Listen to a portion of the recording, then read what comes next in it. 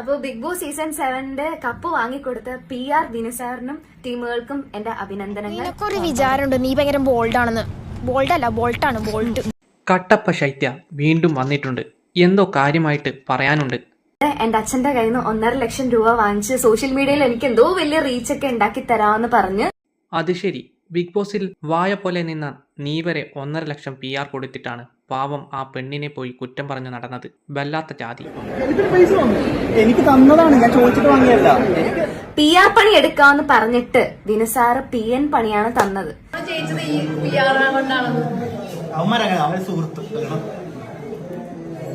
ഒരു ഷോയിൽ വന്നിട്ട് അങ്ങോട്ടും ഇങ്ങോട്ടും ഏഷണി ഉണ്ടാക്കി മാത്രം നിന്നാൽ എത്ര ലക്ഷം കൊടുത്താലും ഒരു PRനും ഒന്നും ചെയ്യാൻ പറ്റില്ല.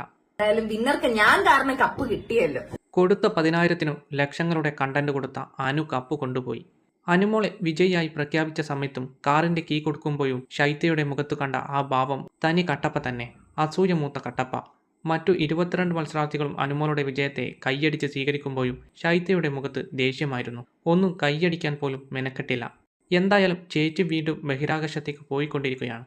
ഏതോ പരിപാടിയിൽ കിട്ടിയ സമ്മാനം പോരാ, 1ാം സമ്മാനം കിട്ടാഞ്ഞിട്ട് കിട്ടിയ സമ്മാനം വേണ്ട എന്ന് പറഞ്ഞു പോയ വക്കീലാണോ ഇത്? എവിടെ ചെന്നാലും പരാജയമാണല്ലോ. അപ്പൊ എന്തായാലും എന്നെ ഇത്രയും വൈറലാക്കി തന്ന എല്ലാവർക്കും ഒരിക്കൽ കൂടി നന്ദി പറഞ്ഞുകൊണ്ട് ഞാൻ നിർത്തുന്നു. Thank you so much.